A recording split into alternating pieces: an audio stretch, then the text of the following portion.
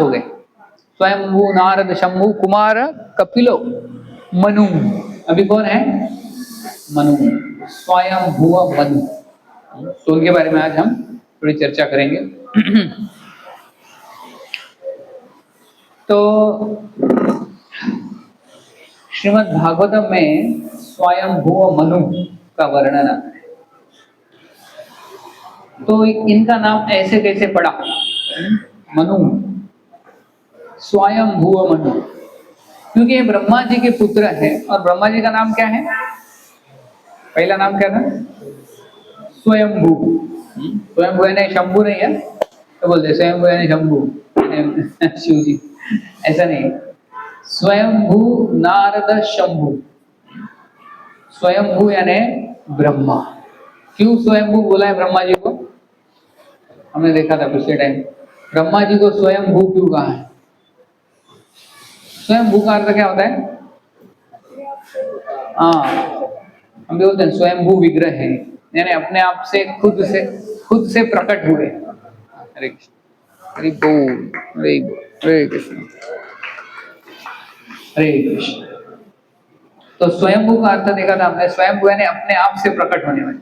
तो ब्रह्मा जी जो है अपने आप से प्रकट, यानी एक साधारण माता पिता से प्रकट नहीं हुए, वो साक्षात किससे प्रकट हुए हैं?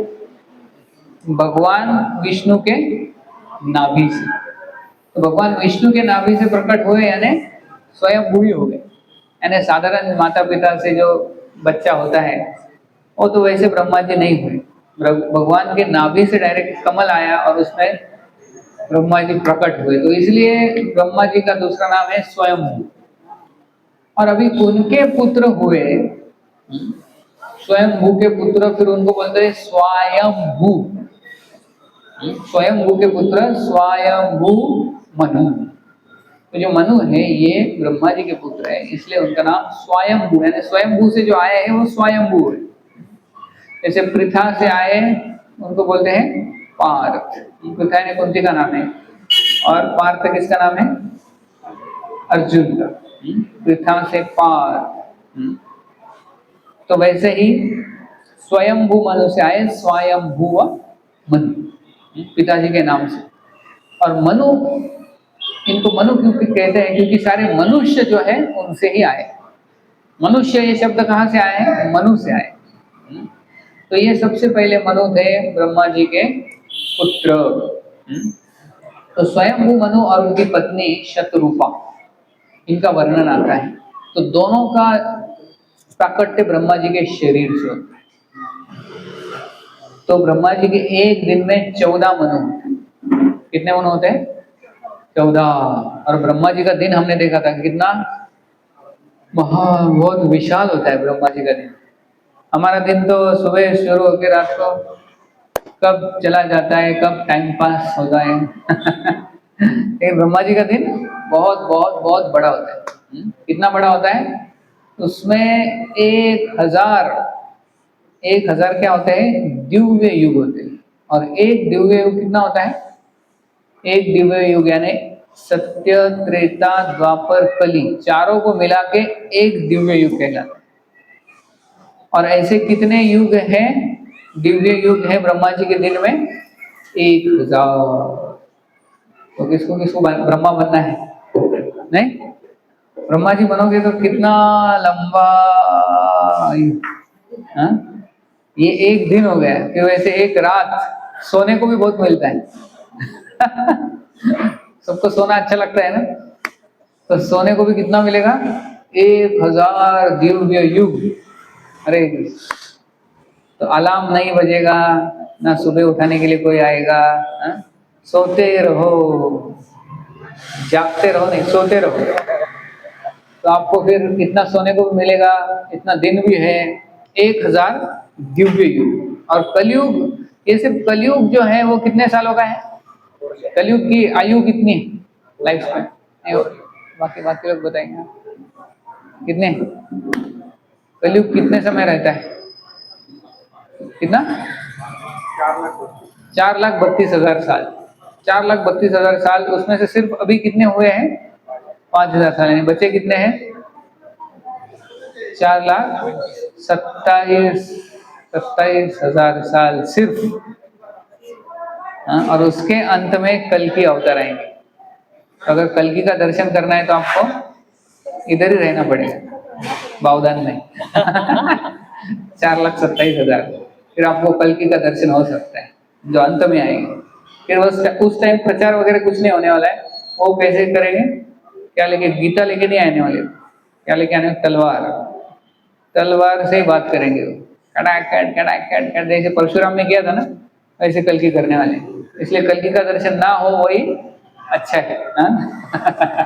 अभी कृष्ण का चैतन्य महाप्रभु का दर्शन करके भगवत धाम चले जाओ। तो ऐसे कली 4,32,000, फिर द्वापर उसके डबल होता है 8,64,000, और फिर उसका ट्रिपल त्रेता, और फिर उसका 4 टाइम सत्य। तो ऐसा एक युगे युगे 43 लाख, 43 लाख साल का होता है। तो ऐसे 1000 यानी बहुत बड़ा हो गया ब्रह्मा जी की आयु। तो इसमें से जो 14 मनु होते हैं ब्रह्मा जी के दिन में, तो पहले मनु होते हैं स्वयंभू मनु। तो ऐसे 14 मनु के नाम भी दिए 8वें स्कंद में, हमने देखा था 8वें स्कंद में सबका नाम है 14 मनु। तो अभी 7वें मनवंतर चल रहे, 7वें मनु। पहले हो गए स्वयंभू मनु, पहले दूसरे हो गए, तीसरे हो गए, चौथे हो गए, 5वें, 6वें, और अभी कौन सा चल रहा है? 7वां मनवंतर। और उसमें 28वां साइकिल चल रहा है। ठीक है ना? क्लियर है ना? आपको लग रहा है कि प्रभु ये ज्यादा हो गया? हमको इतना कुछ समझ में नहीं आता। इतना समझ में आना चाहिए कि हमारा आयु बहुत छोटा है, ब्रह्मा जी का आयु बहुत बड़ा है। इतना भी समझ में आया तो काफी। ऐसे ब्रह्मा जी का 1 दिन, 2 दिन, 3 दिन, 1 हफ्ता, 1 महीना, फिर 1 साल, और ब्रह्मा जी का 100 साल। ब्रह्मा में जीते भी कितने हैं? 100 साल तक। तो और ब्रह्मा जी के 100 साल जो होते हैं, भगवान महाविष्णु जो है वो एक सांस लेते तो ब्रह्मा जी के 100 साल खत्म हो। यानी जब महाविष्णु ऐसे करते तो ब्रह्मा जी के 100 साल खत्म। तो महाविष्णु की आयु कितनी होगी? महाविष्णु तो जीते ही हैं, और प्रकट होते हैं, और प्रकट नहीं होते कभी। लेकिन ये स्पैन बताया पूरे ब्रह्मांड का। तो इसमें जो स्वयंभू मनु है, ये पहले मनवंतर में आते हैं, सबसे पहले मनु। अब इनके बारे में हम थोड़ा सा आज देखेंगे कि कौन है ये, और भागवतम में क्या क्या इनके बारे में आता है। ज्यादा वर्णन नहीं है भागवतम में, लेकिन इनके बारे में ऐसा वर्णन आता है कि ये बहुत ही महान भक्त थे भगवान के शुद्ध भक्त थे। इसलिए तो उनका वर्णन है 12 महाजन। तो 12 महाजन ये सभी भगवान के शुद्ध भक्त हैं, इसलिए इनका नाम आया भागवतम। तो स्वयंभू मनु भी भगवान के एक शुद्ध भक्त है, और उनकी पत्नी का नाम क्या है? शतरूपा। तो इनके जो पुत्र हुए और इनकी जो पुत्रियां हुई, उनका वर्णन भी श्रीमद् भागवतम में है। तो पूरा जो फैमिली है बहुत ही महान है। कभी कभी ऐसा होता है कि माता पिता भक्त होते, बेटे भक्त नहीं बनते, वो नालायक बनते। और बेटे के बदले भी भक्त बनना चाहते हैं, लेकिन माता पिता सपोर्ट नहीं करते, वो बोलते मत जाओ, बाकी कुछ भी करो लेकिन इस्कॉन मंदिर मत जाओ। है ना? ऐसे भी माता पिता होते हैं। लेकिन इनका पूरा फैमिली ही सभी भक्त, शुद्ध भक्त। अभी शत्रुपा और स्वयंभू मनु ये दोनों तो भगवान के शुद्ध भक्त हैं ही, साथ में ही उनके जो 2 पुत्र थे, एक का नाम प्रियव्रत और दूसरे का नाम उत्तानपाद। प्रियव्रत और उत्तानपाद ये 2 पुत्र थे, और 3 पुत्रियां थी इनकी। एक का नाम था अकुति, प्रसूति और देवहूति। तीनों का वर्णन भी भागवतम में आता है। तो इतने महान 3 पुत्रियां और 2 पुत्र, लेकिन ऐसे नालायक पुत्र नहीं थे। बहुत ही महान पुत्र, क्योंकि जो प्रियव्रत थे वो तो ब्रह्मचारी बन गए, वो तो गए गंधमादन पर्वत के ऊपर तपस्या करने के लिए, कई सालों तक तपस्या की। नारद मुनि के शिष्य थे, वो तो महान थे ही प्रियव्रत। और उत्तानपाद जो राजा थे, उनके पुत्र कौन होके गए? ध्रुव महाराज। तो ध्रुव महाराज जैसे पुत्र हो गए, यानी पिताजी भी साधारण नहीं होंगे, तो उत्तानपाद में महान राजा, उनका स्टोरी चौथे स्कंद में आता है, ध्रुव महाराज का स्टोरी। तो प्रियव्रत तो महान थे। ऑफकोर्स ब्रह्मचारी का व्रत लिया था उन्होंने, कई साल ब्रह्मचारी का पालन किया प्रियव्रत महाराज ने, लेकिन बाद में ब्रह्मा जी के कहने से वो गृहस्थ आश्रम उन्होंने स्वीकार किया। लेकिन गृहस्थ आश्रम में रह के भी उन्होंने भक्ति की। ऐसा नहीं कि गृहस्थ आश्रम में विवाह करने के बाद सब छोड़ दो, अभी ब्रह्मचारी रहे तभी भी अच्छे से भक्ति की, और फिर बाद में गृहस्थ आश्रम स्वीकार किया, उसमें भी अच्छे से भक्ति की प्रियव्रत महाराज। तो ये जो प्रियव्रत महाराज थे, इतने महान थे, इतने महान थे कि उनका वर्णन 5वें स्कंद में आता है कि उनके पास एक रथ था, और ये जो रथ उन्होंने पूरे भूमंडल पे चलाया, ऐसे गोल। भूमंडल कैसा, ऐसा पूरा एक ऐसा बड़ा गोल है भूमंडल, उसके बीचों बीच है सुमेरु पर्वत, जो कि सोने का पर्वत है। तो बीच में सोने का पर्वत है और पूरा भूमंडल बहुत बड़ा है। तो उसको प्रियव्रत महाराज ने क्या किया, अपने रथ के द्वारा, जैसे हम देखते हैं ना उसाचा गाड़ा, उसाचा गाड़ा है, उस पिलान सगळ्यांनी उसाचा रथ, तो वो कैसा घूमता है ऐसे, वो है? पहले क्या करते थे, मशीन नहीं था तो बैल लगाते हैं ना, बैल को, और फिर बैल से वैसा गोल घुमाते थे, और फिर अंदर उस डाल के, देखा है ना, कितने देखा, इधर है बावदान में ऐसा बैल का, नहीं ना अभी डायरेक्ट मशीन वाला है, लेकिन बैल भी लगाते हैं कहीं कहीं, हाँ, तो बैल से वो, तो वैसे प्रियव्रत महाराज ने क्या किया, अपना रथ लिया और रथ से ऐसा गोल भ्रमण किया पूरे भूमंडल को, पूरे ब्रह्मांड को, और ऐसे उन्होंने 7 चक्कर लगाए। कितने? 7। और जिस 7 चक्कर से क्या हो गया, 7 द्वीप और 7 समंदर बने उससे। अगर हम हमारा गाड़ी निकालेंगे बाहर 4 व्हीलर और वो चलाएंगे तो ऐसा कुछ हो सकता है क्या, कि 7 द्वीप और 7 सागर। तो जो सप्त द्वीप है और जो 7 सागर है, वो केवल प्रियव्रत महाराज के रथ के पहिए से तैयार हो। तो इतने महान उनका रथ, और वो कितने महान है। और ये 7 द्वीप जो है, आप बोलेंगे क्या है इस द्वीप में, तो हमारे ऐसा अंडमान निकोबार लक्षद्वीप जैसा द्वीप नहीं, छोटा, बहुत बड़े बड़े द्वीप है। और वो सागर भी 7, एक द्वीप है हमारा, सबसे पहला द्वीप है जम्बू द्वीप, उसके बाद आता है जो सागर खारे पानी का सागर है, फिर दूसरा पलक्ष द्वीप, सीमंत द्वीप, और ऐसे शालमली द्वीप, ऐसे 7 द्वीप के नाम है। और उसके बीच में, हर एक द्वीप के बीच में एक सागर है, लेकिन एक सागर तो कौन सा है, खारे पानी का। हमको तो एक ही सागर पता है, खारे पानी का सागर। लेकिन आप अगर उधर जाओगे, यानी उस द्वीप पे, तभी हम यात्रा निकालेंगे उधर तो उधर आपको क्या मिलेगा, एक जगह पे है गन्ने के जूस का सागर, फ्री में। हाँ, उधर आपको ऐसा वो गाड़ा नहीं लगाया कि ऐसे बैल से वो है ऑलरेडी, और उधर वो सागर है। और एक है दूध का सागर, शुद्ध दूध, A2 मिल्क है, A2 है ना, देसी गाय का, उसका सागर है। फिर सागर होने के बाद द्वीप, और द्वीप के बाद फिर से सागर। समझ में आ रहा है ना, ऐसे गोल है, बीच में जम्बू द्वीप, उसके बाद कौन सा सागर है, खारे पानी का सागर है, उसके बाद दूसरा द्वीप है, ऐसे गोल द्वीप है, ऐसे सर्कल, फिर उसके बाद सागर, फिर उसके बाद द्वीप, उसके बाद सागर, उसके बाद द्वीप, ऐसे कितने हैं, 7 द्वीप और 7 सागर है। तो इसका वर्णन है भागवतम में। तो एक है दही का सागर, उसमें क्या है, दही शुद्ध, अमूल का नहीं, अमूल का शुद्ध नहीं लेकिन ये शुद्ध है, भेसड़ युक्त नहीं है। आजकल क्या क्या भेसड़ युक्त।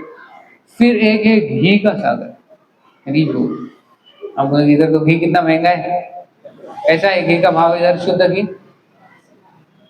तो एक जगह पे लिखा था, इथे शुद्ध वनस्पति घी भेटेल वाह, शुद्ध वनस्पति घी, स्पेशल घी लग रहा है। बाद में देखा तो क्या है वो, डालडा वनस्पति घी यानी क्या होता है, डालडा। वो दिखने में घी लगता है लेकिन डालडा है। हाँ, अंदर जाके डालडा कर देते हैं आप। तो डालडे का घी नहीं, उधर डालडे का सागर नहीं है, घी का, ओरिजिनल घी का सागर। ऐसे 7 सागर है और 7 द्वीप। तो ये केवल प्रियव्रत महाराज के अपने रथ के पहिए से सागर तैयार हुआ। तो ये प्रियव्रत महाराज यानी कितने महान थे। और उनका वर्णन आता है कि जब प्रियव्रत महाराज ऐसे गोल घूमते थे जम्बू द्वीप यानी सुमेरु पर्वत के आजू बाजू में, तो उन्होंने सोचा कि ये जो सूरज है, ये सूरज निकलता है दिन में, शाम को अस्त होता है, लेकिन रात में क्या होता है, पूरा अंधकार हो जाता है और लोग सोते रहते हैं, टाइम पास करते हैं सो के। सोना नहीं चाहिए।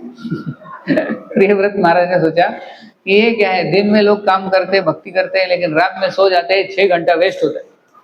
प्रियव्रत महाराज ने ऐसा उनका तेज निकाला अपने शरीर से कि जब सूरज डूब जाता था, अंधेरा हो जाता था, तो प्रियव्रत महाराज के रथ से और उनके शरीर से इतना तेज प्रकट होता था कि दिन का उजाला लगता था।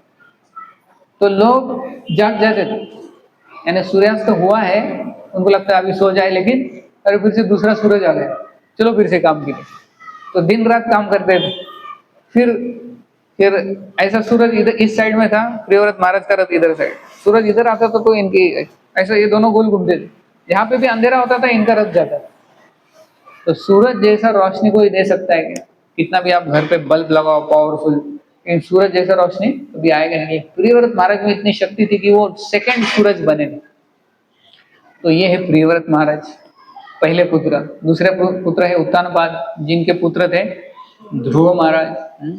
और जो 3 पुत्रियां थी उनकी मनु की, वो भी बहुत महान है, क्योंकि पहली जो पुत्री थी अकुति, उनका विवाह हुआ था रुचि एक नाम के राजेश पर। उनको जो पुत्र हुए थे वो उनका नाम था यज्ञ, जो कि भगवान के अवतार थे। तो पहले पुत्री से यानी आकुति से भगवान का अवतार उनका जन्म हुआ, यज्ञ नाम था उनका। तो दूसरी जो पुत्री थी उनका नाम था देवहूति। और देवहूति के पुत्र कौन होके गए? हाँ, कपिल मुनि, वो भी भगवान ही है। तो 2 पुत्रियों से भगवान हो गए, तो महान है ना परिवार। और तीसरी पुत्री थी प्रसूति, उनसे कौन आए?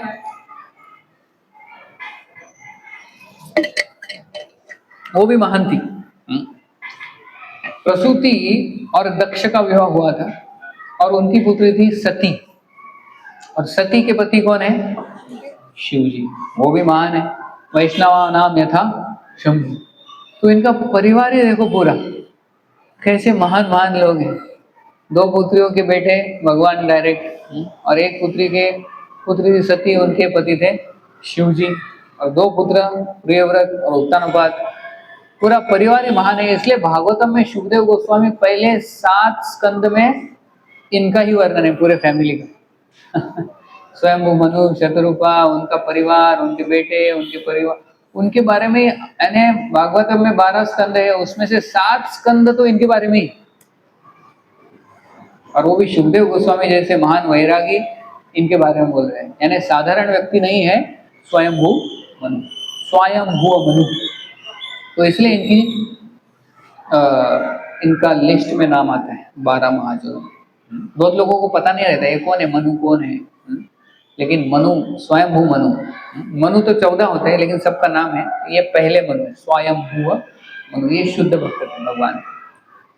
दूसरे मनु होते हैं स्वरोचिषा मनु, तामस मनु, उत्तम मनु, फिर रैवत 5वें, 6वें चक्षुष मनु, 7वें वैवस्वत। ऐसे 7 मनु का नाम है, और बाकी के 14 मनु का नाम है 8वें स्कंद में।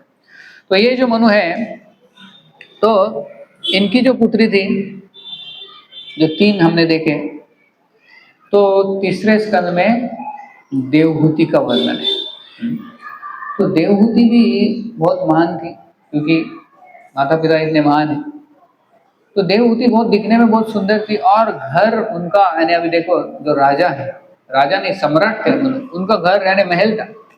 तो देवहूति जो थी पहले से ही ऐशो आराम में पली और बड़ी थी, लेकिन जब उसके विवाह का समय आ गया तो नारद मुनि ने बताया कि इसका विवाह होना चाहिए कर्दम मुनि से।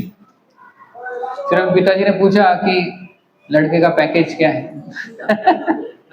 आजकल क्या क्या पूछते हैं, सैलरी कितना है, कितने डिजिट सैलरी, और क्या क्या है, उनका खुद का घर है क्या भाड़े का घर है, और उनके पास पेंशन, पेंशन है या टेंशन है। पेंशन नहीं तो टेंशन हो जाएगा। पेंशन मिलता है कि माता पिता को, और गाड़ी कौन सा है, फोर व्हीलर ऑल्टो है या मारुति 800 है या कौन सा है, और होंडा, लैम्बोर्गिनी, लैम्बोर्गिनी क्या मतलब, हाँ मर्सिडीज है या ऑडी, ये सब पूछते हैं ना। तो जब नारद मुनि ने बोला कि आपकी पुत्री का विवाह करो कर्दम मुनि से, तो स्वयं उन्होंने पूछा क्या है, लड़के का स्टेटस क्या है, कौन है ये। नारद मुनि बोले वो झोपड़पट्टी में रहता है, वो झोपड़ी। क्या, मेरी पुत्री इधर, मैं सम्राट हूँ, राजा हूँ, पूरे भूमंडल का राजा हूँ, मेरी बेटी है जो महल में पली बड़ी है, वो सब ऐशो आराम में वो पली बड़ी, तुम नारद मुनि बोल रहे हो इसको वो कर्दम मुनि, वो कहाँ रहता है, पेड़ के नीचे, उसकी कुटीर भी नहीं है, जंगल में रहता है, उसको कुछ पैकेज वगैरह कुछ नहीं है, वो सिर्फ भगवान की भक्ति करता है। अरे वाह रे वाह। लेकिन क्योंकि नारद मुनि ने बोला था तो बोले चलो देख के आते। तो स्वयंभू मनु और शत्रुपा उनकी पत्नी, वो दोनों, ये तीनों, और पुत्री भी देवहूति, तीनों गए। अरे चलो देखते हैं क्या है, नारद मुनि की चॉइस कैसे है। नारद मुनि तुम तो ब्रह्मचारी हो और आप ऐसे चॉइस कर रहे हो, तो आपकी चॉइस देख के आते। तो फिर ये जब गए जंगल में तो कर्दम मुनि ध्यान में बैठे थे। कर्दम मुनि भी ऐसे साधारण व्यक्ति नहीं थे, वो भगवान के महान भक्त थे, और कर्दम मुनि को भी भगवान का दर्शन प्राप्त हुआ था। 10,000 साल तपस्या की थी उन्होंने, उसके पश्चात भगवान ने उनको दर्शन दिया। तो भगवान का साक्षात दर्शन प्राप्त किए थे कर्दम मुनि। और इतना ही नहीं कि भगवान ने जब कर्दम मुनि की तपस्या देखी थी, तपस्या और उनकी भक्ति देखी, तो भगवान के आंखों से आंसू आए थे। यानी भगवान के आंख से आंसू निकलना इतना आसान नहीं है। हमारे भी, हम भी भगवान की आंखों से आंसू निकालते हैं, लेकिन दूसरी तरह से, यार ये बेचारा कब करेगा ये भक्ति।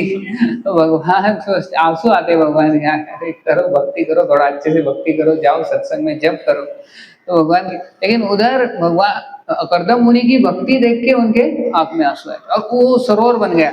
उसका नाम क्या है, हाँ, बिंदु सरोवर। यस, बिंदु सरोवर।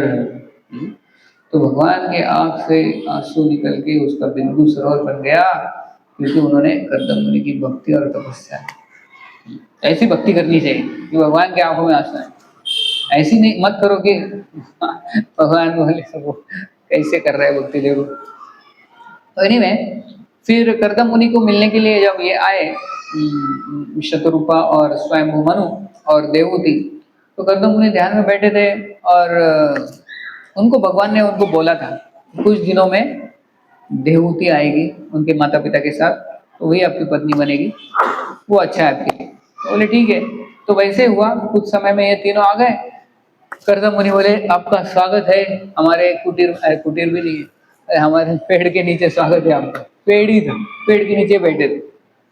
तो ये तो रथ में आए थे, इन्होंने भी प्रणाम किया, क्योंकि उनको पता था कि हालांकि इनके पास कुछ नहीं है, लेकिन उनके पास क्या है, भगवान की भक्ति है कर्दम मुनि के पास। और कर्दम मुनि तपस्या में थे। तो तब फिर कर्दम मुनि और स्वयंभू मनु का वार्तालाप, जहाँ पे स्वयंभू मनु कर्दम मुनि के बारे में बोलते कि आप कितने महान हैं। हालांकि आप पेड़ के नीचे रह रहे हो और इधर ऐसे तपस्या कर रहे हो, लेकिन आप कैसे हो, जैसे हीरा जो धूल से ढका हुआ है। जब हीरा धूल से ढकता है तो उसकी चमक दिखाई नहीं देती ना, लेकिन जब साफ करेंगे आप उसको तो चमकने लगता है।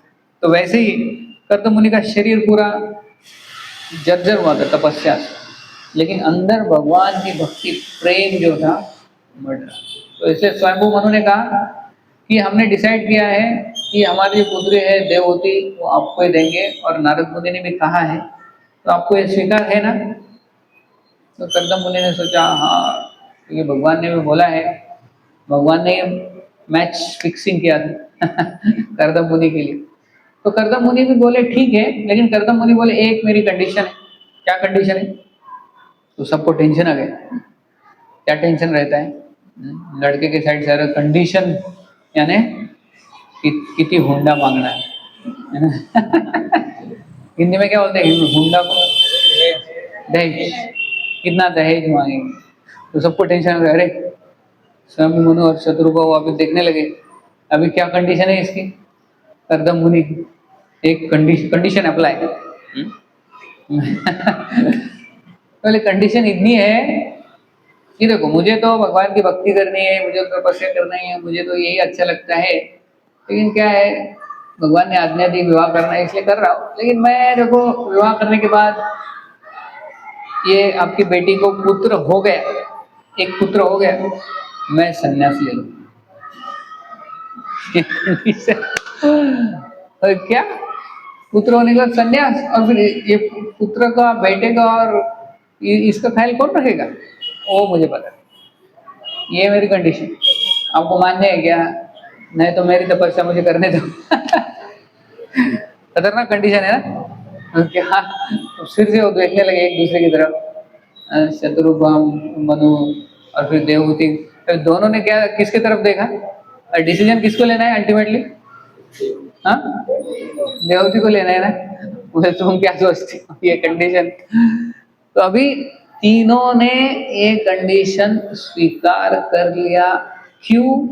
क्योंकि उनको पता था करदम मुनि जैसा व्यक्ति फिर से मिलने वाला नहीं, कि करदम मुनि जो है वो साधारण नहीं। तो बोले जो भी कंडीशन है स्वीकार। तो इतने महान थे करदम, साधारण व्यक्ति नहीं। देवहूति ने मान लिया, तो बोले ठीक है हमको मंजूर है। ठीक है बोले हरे कृष्णा। फिर वो चले गए, माता पिता चले गए, शत्रुघ्न स्वामी मनु चले गए, देवहूति को उधर पेड़ के नीचे छोड़ दिया। अभी ऐसे नहीं कि करदम मुनि बोले सॉरी हमारा अभी ये आपका जो महल था इतना बड़ा महल था, अभी इधर ज्यादा फैसिलिटी नहीं, इधर नौकर जाकर नहीं है, इधर क्या है एसी वगैरह कुछ नहीं है, इधर क्या है नेचुरल एसी, यानी ये पेड़ के नीचे हवा, बस ये, और मैं तपस्या करते रहता हूँ। तो करदम मुनि ने ऐसा वेलकम वगैरह कुछ किया नहीं, वो तुरंत अपने तपस्या में लग गए, आंख बंद करके। ऐसा कुछ नहीं कि आ जाओ बैठो, कुछ चाहिए क्या आपको? कुछ नहीं। वो भी परम डिटैच यानी निरासक्त थे, वो अनासक्त थे, वो अपने तपस्या में बैठ गए। और देखो देवहूति की भी महानता देखो कि इतना सब कुछ घर पे सब कुछ इतना ऐशो आराम से रही थी, लेकिन तुरंत एडजस्ट कर लिया उन्हें। जंगल में रहना है, मेरे पति ही परमेश्वर है, उनकी सेवा करना ही मेरा धर्म है। तो जैसे वैसे स्थिति में नो कंप्लेन, एक भी कंप्लेन नहीं किया देवहूति। तो देवहूति का भी कैरेक्टर बहुत महान है, और पति की सेवा करती थी, और वो उठने से पहले उठती थी और वो सोने के बाद सोती थी। सभी पूजा की सामग्री तपस्या के लिए जो भी लगता था वो सब रेडी रखती थी। करदम मुनि को ऐसा कभी लगा ही नहीं कि मुझे किसकी कमी है, जो भी चाहिए था तुरंत हाजिर, मन की बात जान लेते थे देवहूति, एक आदर्श पत्नी की तरह। तो इतनी सेवा की करदम मुनि की कि करदम मुनि जैसा अनासक्त व्यक्ति भी बाद में उसको लगा अरे शायद मेरा विवाह भी हुआ है कुछ सालों पहले, और जो सब सामग्री मुझे लग रहा है सब आ रहा है ऑटोमेटिक, ये कहाँ से आ रहा है? ओह ये मेरी पत्नी है शायद। उनको भी याद नहीं। फिर देखा कई सालों के बाद तो देवहूति जो इतनी सुंदर थी वो एकदम तपस्या के कारण वो भी एकदम ये हो गई, पतली हो गई। तो करदम मुनि ने सोचा कि मेरे पत्नी ने मेरी इतनी अच्छी से सेवा की है तो उसको कुछ ना कुछ रिवॉर्ड देना चाहिए। कि कितनी अच्छी सेवा की, कभी कंप्लेन नहीं, हमेशा जो भी मैं बोलता था यस, कभी नो सुना ही नहीं। आजकल ऐसा होता है कि पूछना नहीं चाहिए लेकिन पता नहीं कि यस नो, नो ज्यादा सुनने को मिलता है, यस ज्यादा सुनने को मिलता है। लेकिन देवहूति के डिक्शनरी में नो था ही नहीं, यस यस, बाढ़म इति, बाढ़म ये शब्द है, बाढ़म मीन्स यस। तो श्रील प्रभुपाद वहां पे लिखते हैं कि ये देवहूति और कर्दम मुनि का जो संबंध है एक गुरु और शिष्य के संबंध के जैसे। तो गुरु भी जब शिष्य की परीक्षा लेता है, गुरु जब शिष्य को कुछ आज्ञा देता है, तो शिष्य ने हमेशा क्या बोलना चाहिए? नो, यस, हमेशा yes yes sir, yes sir, कभी नो शब्द आना नहीं चाहिए गुरु के सामने। जैसे देवहूति और कर्दम मुनि, वैसे ही गुरु और शिष्य, तो वैसे ही उन्होंने सेवा की। तो श्रील प्रभुपाद उधर बताते हैं कि 4 प्रकार के शिष्य होते हैं। फर्स्ट क्लास शिष्य जो होता है वो गुरु की मन की बात जान लेता है। जैसे यहाँ पे देवहूति कर्दम मुनि की बात, मन की बात जान नहीं देते और तुरंत जो चाहिए वो दे देते। तो वो है फर्स्ट क्लास शिष्य जो मन की बात जानते हैं ना, गुरु को बोलने की भी जरूरत नहीं है, वो लाओ थोड़ा सा, मुझे पानी चाहिए, मुझे ये चाहिए, नहीं, तुरंत बोलने से पहले वो ला देते। वो कौन सा है? फर्स्ट क्लास शिष्य। और सेकंड क्लास जो है वो बोलना पड़ता है कि ये करो, ऐसा करो, ऐसा मत करो, वो करो, तो वो सेकंड क्लास। फिर थर्ड क्लास जो होता है उसको बार बार बोलना पड़ता है, अरे करो, अरे तुमको बोला था ना ये करना था, हाँ जाता करते करते, फिर बाद में फिर से याद कर वो करा, तो उसको बहुत बार बोलने के बाद वो करता है। तीसरा और चौथा जो है वो करता ही नहीं, कितना भी बोलो वो करते हैं। वो गुरु को ही बोलते हैं आप ही करो ना। तो कौन सा प्रकार का शिष्य होना चाहिए? पहला, दूसरा, तीसरा, चौथा या पांचवा? हाँ, पांचवा है नहीं, सॉरी, 4 ही बहुत हो गए। हाँ, तो कौन से कैटेगरी के हमने होना चाहिए? फर्स्ट, सेकंड, थर्ड या फोर्थ? फोर्थ नहीं, प्रभुपाद बोलते थे एटलीस्ट फर्स्ट, ठीक है, फर्स्ट नहीं हो तो सेकंड तो है, जो बोला वो तो करो। थर्ड क्लास और फोर्थ क्लास एकदम गए गुजरे। तो भक्ति सिद्धांत सरस्वती ठाकुर एक स्टोरी बोलते। एक बार गुरु और शिष्य जा रहे थे जंगल से, गुरु घोड़े के ऊपर बैठे थे और शिष्य पैदल जा रहे थे। तो चलते चलते चलते चलते दूर आ गए, बाद में गुरु बोलते अरे मेरा जो कमंडलू था वो दिखाई नहीं दे रहा, कहाँ है? तो मैंने तो सब सामान ठीक से रखा था घोड़े के ऊपर। शिष्य को पूछते कहाँ है? तो शिष्य बोलता है वो आपका कमंडलू, वो ऐसा वो वाला ऐसा दिख रहा था, हाँ वो तो गिर गए पहले, 1 घंटे पहले। अरे नालायक, फिर बोला क्यों नहीं, उठाया क्यों नहीं उसको? आपने बताया नहीं गुरु महाराज, ये भी बात बोलनी पड़ती है क्या? अरे गिरा तो उठाना चाहिए ना, तो जो भी गिरा घोड़े से उठाओ। ठीक है ठीक है, जय गुरु महाराज, गुरुदेव की जय। तो फिर आगे चलने लगे, थोड़ा थोड़ा आगे। फिर थोड़ा आगे जाने के बाद घोड़े ने बहुत खा लिया था ज्यादा, तो अभी घोड़े ने क्या कर दिया, विष्ठा कर ली। अब विष्ठा करते समय शिष्य ने सोचा, गुरु ने क्या बोला है, घोड़े से जो भी गिरता है उठाओ। तुरंत उसने वो भर लिया और गुरु महाराज के सामने रख दिया। एक गधा कहीं का, अरे क्या कर रहे हो? गुरु महाराज जय गुरुदेव, आपने ही बोला था कि घोड़े से जो भी गिरता है उठाओ, मैंने उठा लिया। गुरु बोले पेन और पेपर निकाल। मैं बोल रहा हूँ जो जो गिरेगा ये यही उठा, बाकी नहीं उठाना है। ठीक ठीक, लिख लो। देखो मेरे पास है, मेरा जप माला है, वो गिरा तो उठाने का, एक कमंडल गिरा तो उठाने का, मेरा ये वस्त्र है वो गिरा तो उठाने का, और ये गिरा तो उठा है, ये सब लिख लो, 1 2 3 4 सब लिख लो। हाँ, तो ये लिख लिया 20 चीजें, ये गिरी तो उठाने का, ठीक है, बाकी नहीं उठाने का। यस, जय गुरुदेव। फिर आगे चलने लगते, आगे चलते चलते घोड़ा पागल हो जाता है, क्योंकि घोड़ा इतने समय से चल रहा है, थोड़ा सा जो आगे के पैर उठाता है और जोर जोर से आवाज करने लगता है। अरे गुरु बोलते क्या हो गया इसको, क्या हो गया? और ऐसे उछलते उछलते गुरु ही गिर जाते हैं।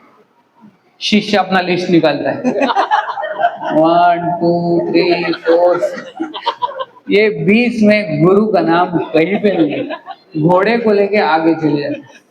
गुरु बोलते अरे मुझे उठाओ, मुझे उठाओ, गुरु आपका नाम नहीं है इसमें, मैं जा रहा हूँ गुरु।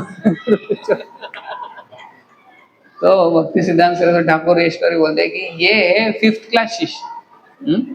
तो इसको पता ही नहीं क्या करना चाहिए, लेकिन ऐसा नहीं होना है, हमको कैसे होना चाहिए, 1st क्लास। श्लोक भी है 1st, 2nd, 3rd, 4th। तो मुझे याद नहीं आ रहा, लेकिन वो ये तो यहाँ पे करदम मुनि और देवहूति जो है ये 1st क्लास गुरु और डिसाइपल का एग्जाम्पल है, 1st क्लास। फिर बाद में जाके करदम मुनि जो है देवहूति को इतने प्रसन्न होते देवहूति से कि देवहूति को बोलते हैं तुमने इतनी तपस्या की, मेरी सेवा की, एक भी कंप्लेंट नहीं किया, मैं तुम्हें वरदान देता हूँ। तो देवहूति को बोलते हैं कि तुम जाके वो बिंदु सरोवर जो भगवान के आंखों से आंसू आए थे उसका जो सरोवर बना उसमें जाके स्नान करो। तो जैसे वो स्नान करती है उसमें तो फिर से सुंदर हो जाती, पहले जैसी थी उससे भी ज्यादा सुंदर हो जाती। और फिर करदम मुनि एक बड़े ऐसा एक बड़ा उड़न क्या बोलते हैं उसको, उड़ता हुआ शहर, यानी बहुत बड़ा था, उसमें वो जैसे फ्लाइंग डिस्क होता है ना, अनआइडेंटिफाइंग फ्लाइंग ऑब्जेक्ट, यूएफओ जैसा, तो इतना बड़ा उड़ता हुआ शहर बना लेते अपने सिद्धि के द्वारा और बोलते चलो हम घूमने जाएंगे, क्योंकि हम इतने दिनों से इधर ही रहे पेड़ के नीचे। और उसमें सब कुछ उस शहर में इतना अच्छा सुंदर बगीचा, अच्छे गार्डन और अच्छा तालाब और हजारों की संख्या में नौकर और चाकर सब थे, सब बोलने पे करने के लिए, और इतना अच्छा व्यंजन वगैरह सब कुछ था। तो देवहूति और करदम मुनि उसमें विहार करते कई सालों तक, और कहीं पे भी जा सकते थे वो, देवता के लोक में, स्वर्ग लोक में, सब जगह पे वो विमान जा सकता था, उसको वीजा वगैरह की जरूरत नहीं थी। करदम मुनि सब जगह पे जा, ऐसे विहार करते हुए करदम मुनि ने देवहूति को 9 पुत्रियां दी, 9 पुत्रियां, वो भी महान थी, अलग अलग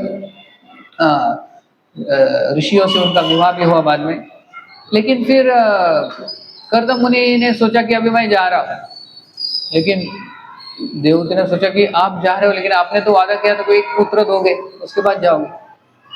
तो फिर करदम मुनि रुक जाते हैं और फिर देवहूति को पुत्र देते हैं और उसका नाम होता है कपिल मुनि, जो कि भगवान के साक्षात अवतार है।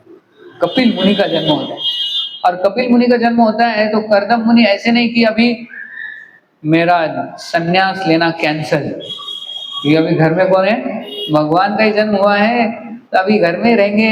देखो छोटा बच्चा होता है घर में तो कितना अच्छा लगता है, अरे कितना छोटा है, ऐसा कैसे बोलता है वो, और फिर उसका चलना उसका बोलना, पूरा घर उसके उससे इतना आकर्षित होता है कि पूरा घर उसके आजू बाजू में घूमता है ना, जब छोटा बच्चा। और उसमें अगर वो भगवान है तो कितना आसक्ति हो सकती है व्यक्ति कि घर पे छोटा बच्चा भी है, इतना सुंदर भी है, और वो भगवान भी, तो कौन घर छोड़ेगा, कोई छोड़ेगा ही नहीं, ले भगवान साक्षात आए घर पे। लेकिन करदम मुनि ने सोचा नहीं, मैंने जो वादा किया है सन्यास लूंगा और जंगल जाके भक्ति करूंगा, वो तो मुझे करना ही करना है। तो कपिल मुनि की 3 बार प्रदक्षिणा करते हैं करदम मुनि, और उनसे आज्ञा लेते हैं कि मुझे आज्ञा दीजिए, मुझे जाना है जंगल, आपकी भक्ति करनी है, आपके लिए तपस्या करनी है, लेकिन मैं जाना तो है। तो जो धर्म है, कर्म है अपना, वानप्रस्थ और संन्यास, वो तो करना चाहिए, चाहे भगवान भी घर में क्यों ना आए, भगवान आज्ञा देते हैं, खुश होते हैं, करदम मुनि चले जाते हैं। फिर कपिल मुनि अपने माता देवहूति को उपदेश देते हैं, सांख्य योग 3रे स्कंद में जो आता है, बहुत ही सुंदर उपदेश। तो ये स्टोरी है देवहूति जो एक पुत्री थी। ऐसे सुखदेव गोस्वामी हर एक की स्टोरी बताते, देवहूति की, प्रसूति की, आकुति की, फिर प्रियव्रत महाराज की, उत्तानपाद की, तो पूरे 7 स्कंद इनसे भराए। 12 में से 7 स्कंद स्वयंभू मनु और उनके पुत्र और पुत्रियों से, तो इतना महान उनका वंश था, वो साधारण व्यक्ति नहीं। तो अभी स्वयंभू मनु से हमको बहुत ही महत्वपूर्ण सीख क्या सीखनी है, important lesson which we want to learn. Bhagavatam में आता है कि वो एक आदर्श गृहस्थ थे। कौन थे? आदर्श गृहस्थ। 4 आश्रम है और 4 वर्ण है, शास्त्र में बताया। तो 4 आश्रम कौन से हैं? ब्रह्मचारी, गृहस्थ, वानप्रस्थ और सन्यासी, 4 आश्रम। और 4 वर्ण कौन से हैं? ब्राह्मण, क्षत्रिय, वैश्य और शूद्र। तो ये 4 वर्ण और 4 आश्रम का हमारे वेद में, हमारे शास्त्र में ये बताया। तो ब्रह्मचारी उस दिनों में 100-200 साल, 300 साल पहले, जहाँ में गुरुकुल सिस्टम, तो बच्चा जब 5 साल का होता था तो उसको गुरुकुल भेजते थे, गुरु के आश्रम में। गुरुकुले वसंतांतो गुरोहितम। तो गुरु के आश्रम में जाके वो गुरु की सेवा करता था बच्चा। कितने साल का? 5 साल का। और पूरे भारत में गुरुकुल, कई सारे लाखों की संख्या में गुरुकुल। ब्रिटिशर्स ने वो गुरुकुल का सिस्टम तोड़ दिया। लेकिन गुरुकुल सिस्टम बहुत अच्छा था, क्योंकि बच्चा बचपन से ही खुद अपने काम करना सीख जाता। अभी बच्चा घर पे रहता है तो वो सब माता पिता इतना लाड़ प्यार देते हैं, तो वो जब बाहर जाता है तो उसको बहुत परेशानी होती है। लेकिन 5 साल का जब से बालक था तो गुरु के आश्रम में जाता तो गुरु की सेवा करता था, और गुरु सिखाते थे कि कैसे इंद्रियों का संयम करना है, कैसे सेवा करनी है। तो 5 साल से लेके 25 साल तक गुरु के आश्रम में वो बच्चा रहता, तो इसको बोलते थे ब्रह्मचारी आश्रम।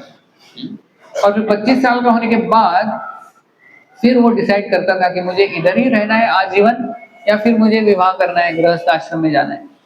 तो कुछ लोग थे वो वहीं पे रहते थे और आजीवन ब्रह्मचर्य का पालन, और कुछ लोग आके फिर गृहस्थ आश्रम स्वीकार करते।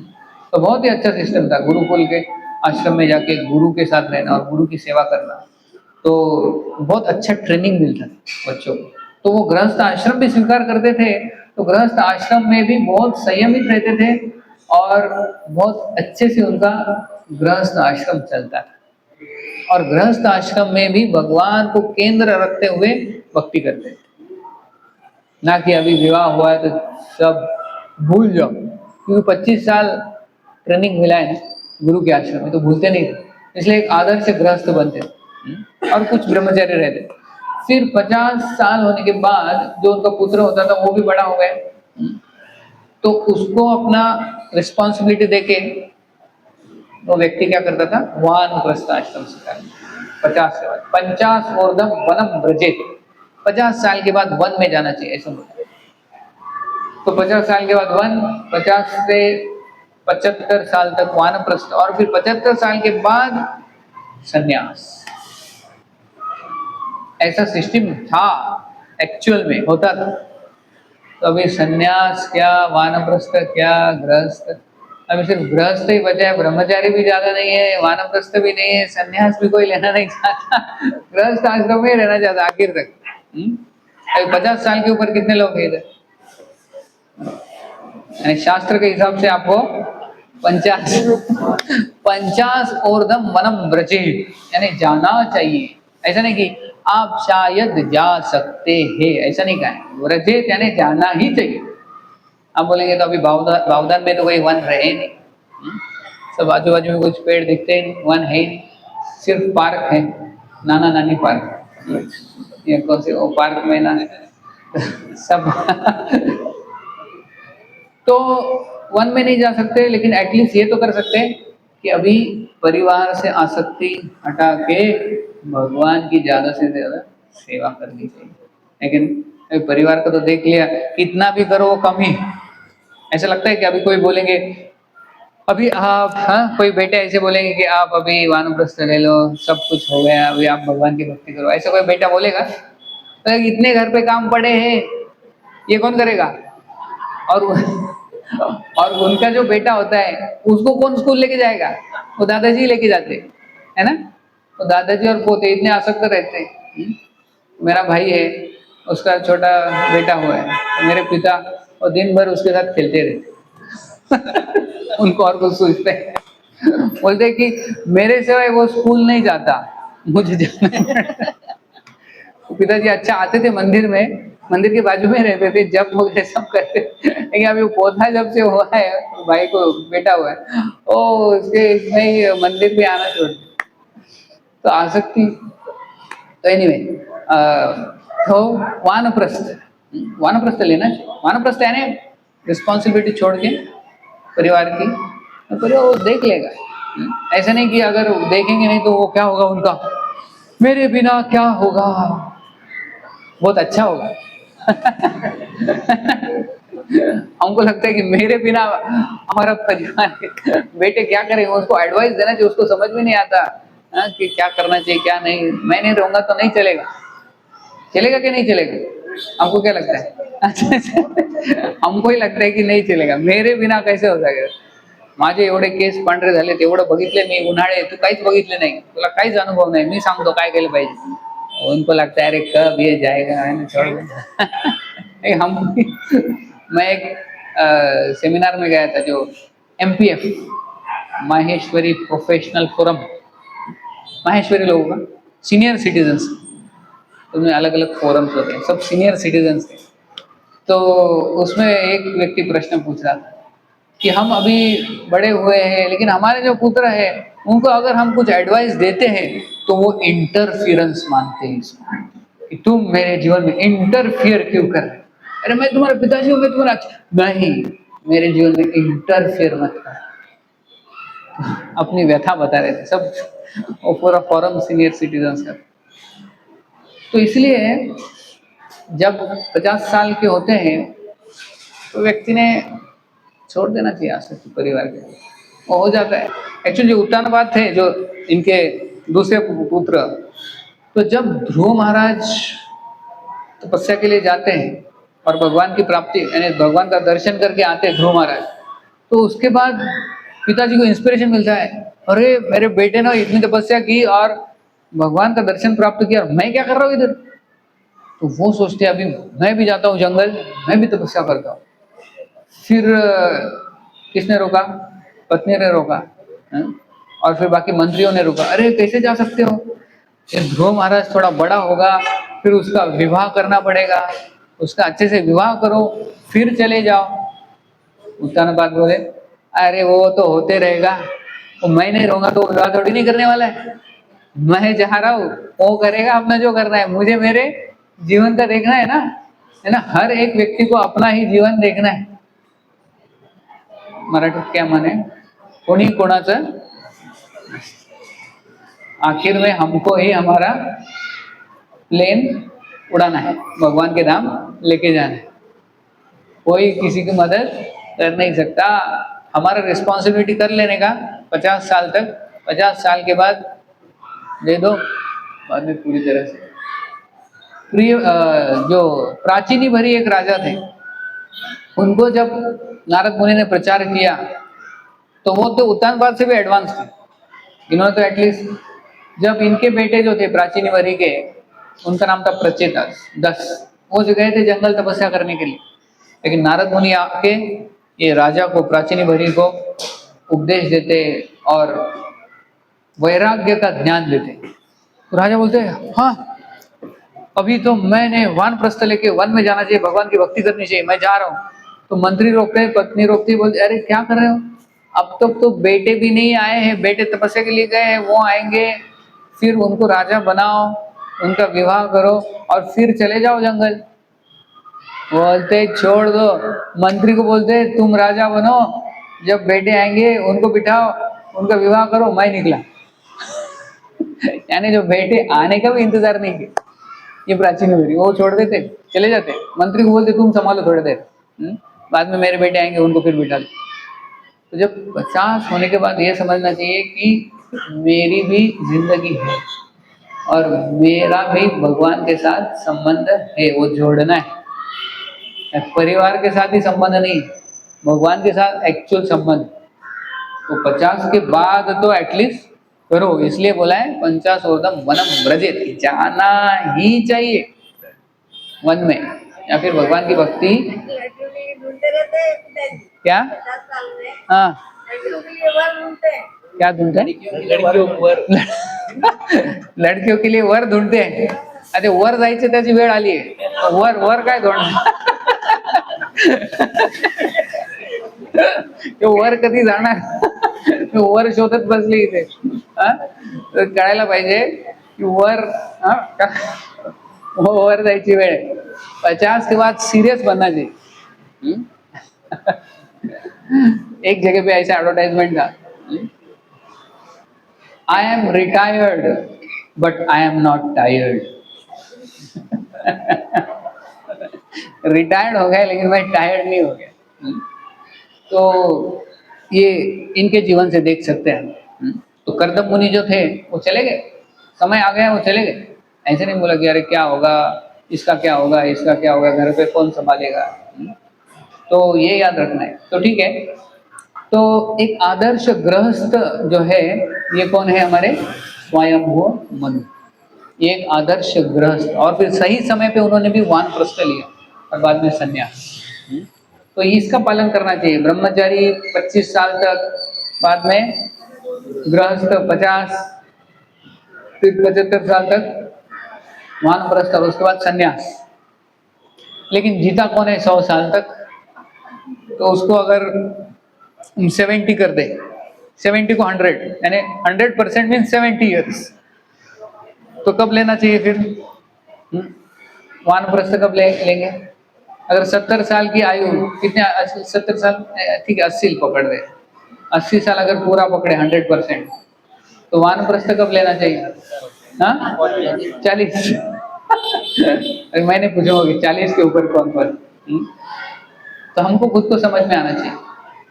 एक बार एक पिताजी, उनके 2 बेटे थे और पिताजी का बड़ा टेक्सटाइल का बिजनेस, कपड़े का बड़ा इंडस्ट्री था, दुकान था. तो उन्होंने काफी समय तक काम किया. अभी उनका वानप्रस्थ का समय आ गया, लेकिन उनकी आसक्ति जा नहीं रही थी. बेटे बड़े हो गए. बेटे बोले हम संभाल लेंगे पिताजी, आप तीर्थ यात्रा के लिए चले जाओ, आप अभी निश्चिंत रहो. नहीं नहीं नहीं नहीं, अरे तुमको पता नहीं ये कैसे बिजनेस करते हैं कपड़ों का, तुमको फंसाएंगे लोग, मेरा सुनो मैं बोलता हूँ. बेटे बोले अरे छोड़ो ना, ये कब. तो सुधरते ही नहीं थे, बार बार टोकते थे, इंटरफेरेंस करते थे. तो फिर ये बच्चों ने क्या सोचा, एक साधु को बुलाया और बोले कि देखो ये जो हमारे पिताजी है, इनको तीर्थ यात्रा के लिए लेके जाओ और इनमें वैराग्य लाओ. कैसे? तो अगर इनमें वैराग्य आ गया ना तो हमारा जीवन धन्य हो जाएगा, आपको हम बहुत धन्यवाद देंगे, तो कृपया हमारी इतनी मदद कीजिए. तो साधु बोलते चिंता मत करो, मैं लेके जाता हूँ. तो उनको अलग अलग तीर्थ स्थानों पे लेके जाते. पिताजी को बूढ़े थे पिताजी, अभी ये उधर केदारनाथ, बद्रीनाथ, ये सब जो तीर्थ स्थान, जगन्नाथपुरी, मायापुर, वृंदावन, मथुरा, सब करके लास्ट में वाराणसी लाते हैं. वाराणसी गए कितने लोग गए? वाराणसी में जो फेमस घाट कौन सा है? मणिकर्णिका घाट, जहाँ पे चिता जलाते लोग. तो वहां पे लेके गए ये साधु ये पिताजी को. ओए देखो देखो देखो कैसा शरीर का अंत होता है. तो उसने देखा वहां पर एक शरीर जल रहा है और वो खत्म नहीं हो तो दूसरा, वो खत्म नहीं हो तो तीसरा, वो नहीं चौथा. इतने सारे शरीर, इतने सारे चिताओं को आग दे रहे उस मणिकर्णिका घाट. तो पिताजी रोने लगे, आंखों से आंसू आने लगे. तो साधु को लगा यस मिशन सक्सेसफुल, इनको वैराग्य आ गया. तो लेके जाते हैं घर पे, बेटों को बोलते हैं कि इनमें वैराग्य आ गया. रोने लगे थे उधर. क्या बात कर रहे हैं? पिता सब पुत्र पूछते, रोने लगे थे. हाँ मैं उनको लेके गया उधर मणिकर्णिका घाट, तो सब चिता देख के रोने लगे पिताजी, उनमें वैराग्य आ गया. तो हाँ पिताजी क्यों रोने लगे? मैं रोने लगा उधर जाके क्योंकि मैंने देखा इतनी सारी चिता जल रही थी. मुझे पछतावा हुआ कि मैंने जिंदगी भर ये टेक्सटाइल का बिजनेस किया, अगर लकड़ी का बिजनेस करता तो कितना प्रॉफिट होता.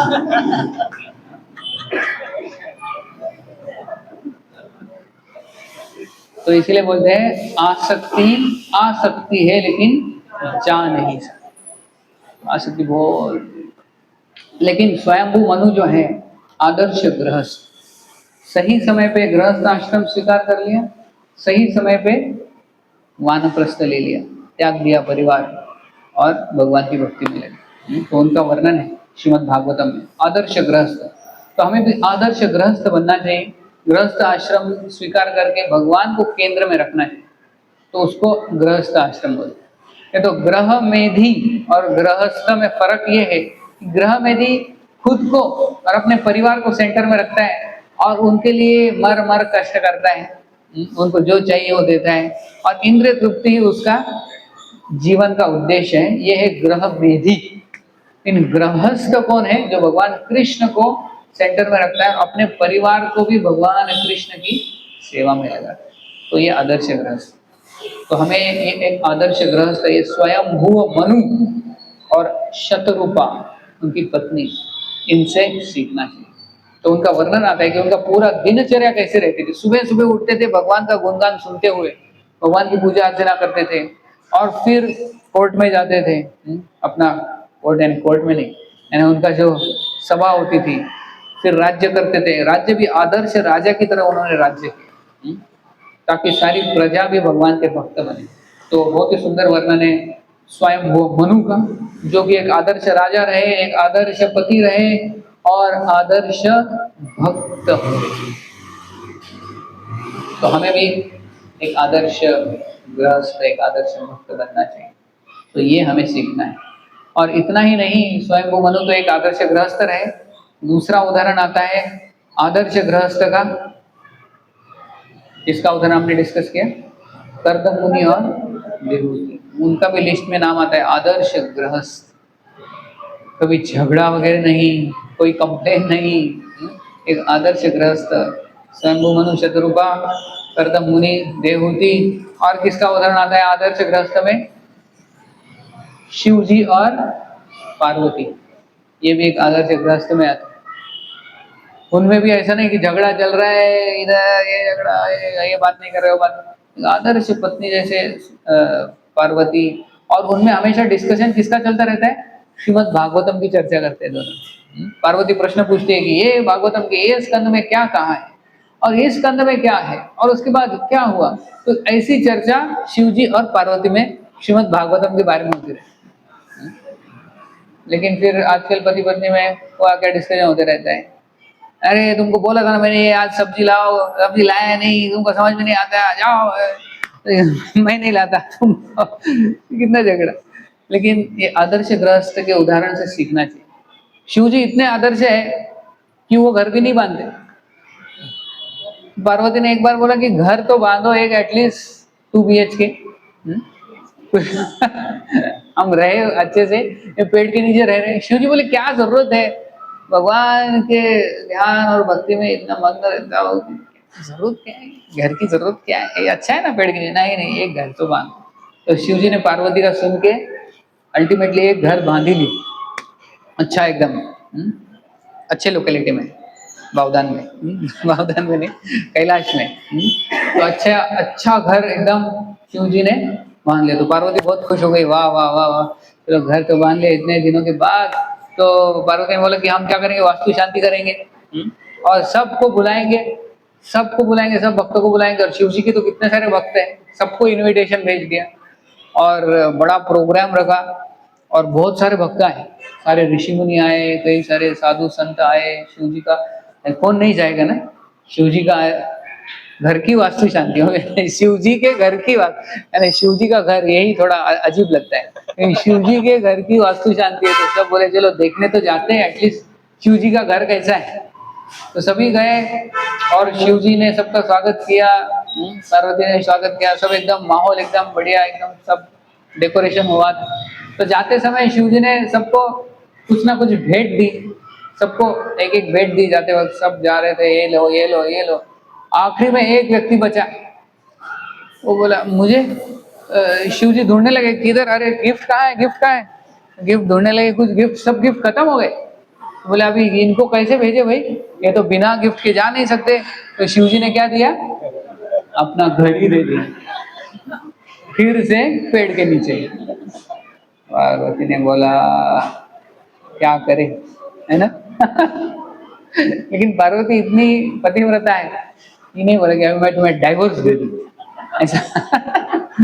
एक घर नहीं बांध सकते और घर बांधा तो दे दिया, घर नहीं दे सकते। लेकिन पार्वती हमेशा शिव जी के साथ रहती है जहाँ पे भी। तो ये आदर्श गृहस्थ में आते हैं, तो इनसे सीखना चाहिए। ऑफकोर्स ऐसा नहीं करना है हमको, लेकिन आदर्श गृहस्थ यानी भगवान को केंद्र में रख के घर पे भक्ति होनी चाहिए, सारे परिवार को भक्ति में जोड़ना चाहिए। और ये सारे जो है मेरी पत्नी बच्चे वो भगवान कृष्ण के अंश हैं, वो उनका संबंध कृष्ण से ज्यादा है, मुझसे ज्यादा भगवान से ज्यादा संबंध, ये देखना चाहिए कि वो भगवान के अंश है। ये भगवान की सेविका है मेरी पत्नी और मेरे बच्चे भगवान के सेवक, ऐसा देखना चाहिए। देखिए मेरे ये भगवान, उनका संबंध भगवान से पहले, बाद में मुझसे, ऐसा जो जीता है उसको बोलते हैं आदर्श गृहस्थ। तो ये हमें स्वयंभू मनु सिखाते हैं कि कैसे आदर्श गृहस्थ होना चाहिए। तो काफी लोगों को ये स्वयंभू मनु का पता नहीं, लेकिन स्वयंभू मनु बहुत महान भक्त, उनके लिए सुखदेव गोस्वामी ने पहले 6-7 स्कंद उनके बारे में डिस्कशन। नहीं तो भगवान नहीं आते ना, भगवान क्यों अवतार लेते? भगवान को तो बाकी कई सारे ऑप्शंस, इनके परिवार में भगवान के कई सारे अवतार हैं, कपिल मुनि, यज्ञ, और बाकी ध्रुव महाराज के लाइन में यानी उत्तानपाद की लाइन में पृथु महाराज जो भगवान के महान भक्त है वो भी आए। तो भक्त नहीं, भगवान के अवतार पृथु महाराज वो भी आए। और शायद और कौन आते हैं उनके परिवार में भगवान के कई सारे, ऋषभ देव भी आते हैं ना। ऋषभ देव किसके लाइन में आते हैं? प्रियव्रत, प्रियव्रत की लाइन में ऋषभ देव आते हैं जो कि भगवान के फिर से अवतार। तो कितने सारे अवतार एक परिवार में ही, तो भगवान इतने प्रसन्न है इस परिवार से कि भगवान अवतार लेते रहते। तो भगवान ऐसे किसी के घर पे अवतार नहीं लेते। तो इसलिए ये बहुत महान परिवार है, और स्वयं मनु और शत्रुघ्न इनका नाम भागवतम में आता है, तो इसलिए इनका नाम महाजनों की लिस्ट में है। तो हम अगर महाजनों के पद चिन्हों पे चलेंगे, महाजनों एन गतास पंथा, तो हम भी महाजन बन सकते। एक बार श्रील प्रभुपाद ने ऐसे क्लास दिया था 12 महाजनों के ऊपर। तो एक ऑडियंस ने, एक व्यक्ति था, वो बोला कि श्रील प्रभुपाद आपने तो 12 महाजनों के बारे में बता दिया, 12 महाजन समझ में आए, आप 13वें महाजन। श्रील प्रभुपाद बोले, और प्रभुपाद वो व्यक्ति को बोले आप 14वें। यानी जो महाजन के पद चिन्हों पे चलता है वो भी महाजन ही हो जाता है, हालांकि उनका नाम नहीं आएगा उधर, लेकिन जो महाजन के जीवन के अनुसार पालन करता है वो भी महाजन। महाजन है नहीं, भगवान के महान भक्त। तो किसको किसको महाजन बनना है? बनना है? नहीं बनना है ना, यानी उनके लाइन में चलना चाहिए। स्वयं मनु, तो पहले तो ब्रह्मा, स्वयंभू नारद, जो ब्रह्मचारी है वो नारद के लाइन में चल सकते हैं, जो गृहस्थ है वो स्वयंभू मनु के लाइन में चल सकते है ना। इसमें दोनों भी है, गृहस्थ भी है ब्रह्मचारी भी है। अभी कितने गृहस्थ हैं 12 में से और कितने ब्रह्मचारी है 12 में से, कौन बताएगा? नहीं ये लोग बताएंगे, इनको बताना है कौन कौन है 12 में से कितने ब्रह्मचारी और कितने गृहस्थ है? याद है कि नहीं 12 का नाम? नहीं, स्वयंभू नारद शंभू लिख लो। और 12 में से कितने ब्रह्मचारी मुझे बताओ? स्वयंभू नारद शंभू कुमार कपिल मनु प्रहलाद जनक भीष्म बलि सुखदेव गोस्वामी और यमराज, ये है 12। तो कितने ब्रह्मचारी हुए इसमें से? हाँ 4, 3 नहीं, आप मैं पूछ रहा हूँ कितने? हाँ अभी गिनो। नारद मुनि है ब्रह्मचारी, सुखदेव गोस्वामी है ब्रह्मचारी, 4 कुमार है ब्रह्मचारी, चारों को एक में ही गिना है। और कौन है? हाँ भीष्म है ब्रह्मचारी, और हो गए सुखदेव गोस्वामी। देखो हाँ कपिल मुनि यानी 5 यानी 5 ब्रह्मचारी और 7 गृहस्थ है। तो दोनों है, गृहस्थ बनना है तो इन जैसे बनो, ब्रह्मचारी बनना है तो इनके जैसे बनो, लेकिन बाकी कुछ मत बनो। फिर महाजन बन सकते, ठीक है। फिर आपके ऊपर भी क्लास होगा, 13वें महाजन, ठीक है। किसी को कुछ प्रश्न है? तो इसके ऊपर एग्जाम हो गया ना एंड में, तो अच्छे से नोट्स बना के रखिए। मारा महाजन, उनके नाम, उनके जीवन के बारे में तो प्रश्न आएंगे। तो कुछ प्रश्न है तो पूछ लीजिए। नहीं? हाँ, क्या है प्रश्न?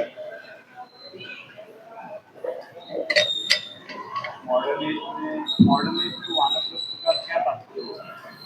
हाँ, तो मॉडर्न एज में कैसे वानप्रस्थ ले, वानप्रस्थ वन तो रहे नहीं, तो इसलिए मैंने जैसे बताया कि 50 के बाद क्या करना चाहिए कि जो हमारे फैमिली की रिस्पॉन्सिबिलिटी है वो धीरे धीरे अपने जो पुत्र हैं, परिवार, उन पे धीरे धीरे, और फिर भगवान की सेवा और भक्ति में ज़्यादा से ज़्यादा समय इधर बढ़ाओ। अभी हमारे मंदिर में एनवीसीसी के आजू बाजू में कई सारे भक्त रहते, गृहस्थ, और जो अभी वानप्रस्थ एज के हैं वो मंदिर में आते हैं, और उनके लिए स्पेशल कैंप होता है, वानप्रस्थ कैंप, वानप्रस्थ संघ। तो सारे जो वानप्रस्थ 50 के ऊपर जो हैं उनके लिए मंदिर में सेवा दी, उनके लिए कई सारी सेवा का नियोजन किया है। तो मंदिर में आते हैं, सेवा करते हैं, घर पे ही रहते हैं, लेकिन घर की जो रिस्पॉन्सिबिलिटी थोड़ी थोड़ी कम करके वो मंदिर में आते हैं और मंदिर में सेवा करते हैं। तो उसको भी वानप्रस्थ माना जाता है। ऐसे नहीं कि वन में ही जाना चाहिए, क्योंकि वन रहे नहीं ना, तो वानप्रस्थ टेक्निकली मीन्स जो वन में रहता है, लेकिन वन रहे नहीं, इसलिए मंदिर है ना। तो वो क्या, हाँ, वानप्रस्थ यानी वन में जाना, जो वन में रहता है, लेकिन वन रहे नहीं, लेकिन मंदिर तो है, तो मंदिर में सेवा कर सकते हैं ज़्यादा से ज़्यादा, और घर के रिस्पॉन्सिबिलिटी थोड़ा धीरे धीरे धीरे धीरे धीरे कम करके। तो जैसे उदाहरण देते हैं प्रभुपाद कि मैंने दिया भी था लास्ट टाइम, जैसे गवर्नमेंट जॉब होता है, गवर्नमेंट जॉब में क्या करते हैं लोग, जाते हैं किसी समय भी जाते हैं, कभी लेट भी जाते हैं, जल्दी जाते हैं, लेकिन निकलते समय को, है ना, जाना है सब 5 बज गए ना, निकला, हो गया, टाइम हो गया, 5 बज गए, अरे थोड़ा सा इतना काम कर दो ना मेरे, इतना फाइल नहीं, फाइल बंद है, टाइम हो गया, 5 बजे, कल आ जाओ, इतना इतना नहीं, आया लेट है, लेकिन जाएंगे समय, है ना, समय पे जाते हैं एकदम टाइम पे, क्योंकि टाइम कुछ थोड़ा भी रहे तो नहीं, कल फाइल बंद, फाइल क्लोज, कल लाओ। तो उसी तरह जब वानप्रस्थ का समय होता है 50 साल, तो फाइल जो भी है, फिर बच्चे क्या बोलेंगे, थोड़ा सा ये फाइल इतना थोड़ा सा कर दो, ये हमारा भी घर बांधना है, वो घर का थोड़ा सा देख लो, इसका विवाह करना है, उसका ये कर लो, अरे बच्चे उनको स्कूल लेके जाओ, सब फाइल रहेंगे, लेकिन क्या करना है, फाइल क्लोज, समय हो गया 5 बजे, यानी 50 साल हो गए हैं, फाइल क्लोज, तुम संभालो फाइल, मैं निकला, बराबर ना। तो जैसे गवर्नमेंट सर्वेंट रहते हैं उनसे सीखना चाहिए, समय के ऊपर फाइल बंद करो, वो फाइल ऐसे बंद होने नहीं वाली, उसको फाइल को बंद करना पड़ेगा, आज संभालो, मैं निकला, क्योंकि मेरा जीवन अभी समय कम है, कुछ समय ही बचा है, वो समय अभी मुझे पूरी तरह से फोकस करना है। तो प्राचीनी भरीषद, उत्तानपाद, ये राजा, और पहले के राजा बहुत उत्सुक रहते थे। जो भरत महाराज भी थे, वो भी अपना परिवार छोड़ के जंगल चले गए, और उनका भागवतम में कैसे वर मलवत, अपना परिवार को कैसे छोड़ दिया, राज्य को कैसे, एक जो व्यक्ति मल छोड़ देता है, विष्ठा कर देता है, पीछे देखता नहीं, सीधा चला जाता है, वैसे वो चले गए, ऐसे पीछे देखा नहीं कि मेरी पत्नी, मेरे बच्चे, टाटा बाय बाय, इतने सारे मेरे सब हाथी घोड़े, छोड़ दिया, जंगल चले गए। तो पहले के राजा जो थे वो वानप्रस्थ लेने के लिए बहुत उत्सुक थे, तो इसलिए वानप्रस्थ अभी जंगल तो नहीं जाना है, लेकिन ज़्यादा से ज़्यादा जितना सेवा बढ़ा सकते हैं, और घर का धीरे धीरे धीरे धीरे फाइल ऐसी क्लोज करना है, उसी को मॉडर्न में, मॉडर्न एज में वानप्रस्थ बोल सकते हालांकि मैं बोल रहा हूँ, लेकिन आसान नहीं है, लेकिन करना तो पड़ेगा, इसलिए व्रजेत बोला है, व्रजेत है ना, करना ही चाहिए, करना ही चाहिए। तो चॉइस आपकी है, आपको सोचना है, क्योंकि वानप्रस्थ ने समय बहुत कम है, सीरियस बनो, ये इंडिकेशन, ठीक है। हरे कृष्णा कृष्णा कृष्णा कृष्णा हरे हरे, हरे राम राम राम हरे हरे। तो आप सभी का धन्यवाद कि आप आ रहे हैं। हालांकि हमने हाँ, आपको प्रश्न है?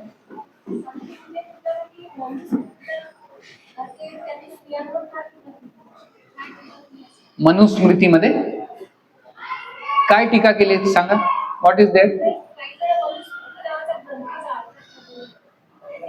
ते चुकीचं आहे, जाळलं नाही पाहिजे, कारण जो भी हमारे वेद शास्त्र है वो किससे आए हैं? व्यासदेव। और व्यासदेव कोई साधारण व्यक्ति नहीं, कौन है? साक्षात भगवान के अवतार है, भगवान है। तो व्यासदेव ने जो भी लिखा है उसमें कुछ गलती हो नहीं सकती, इतनी सी भी गलती हो नहीं सकती, इतनी सी भी नहीं।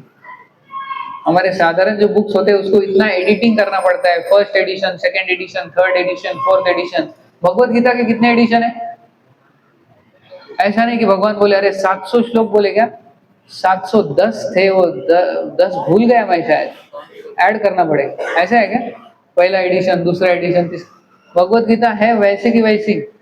जो व्यासदेव ने जो ज्ञान दिया है उसमें एडिशन होता नहीं, उसमें गलती होती। अगर हम सोचते हैं कि उसमें गलती है तो हम गलत। तो मनुस्मृति जो है उसमें कुछ गलती नहीं। तो व्यासदेव के शब्द है वो एग्जैक्ट, जो भगवान से आए हुए शब्द वैसे के वैसे लिखे व्यासदेव, तो भगवान में गलती हो नहीं सकती। तो अगर हम सोच रहे तो वो गलत है। ठीक है, हम अंत करेंगे इधर ही। तो ठीक है, अनाउंसमेंट जब के बात करते हैं। कुछ अनाउंसमेंट, सबको माला दे दो।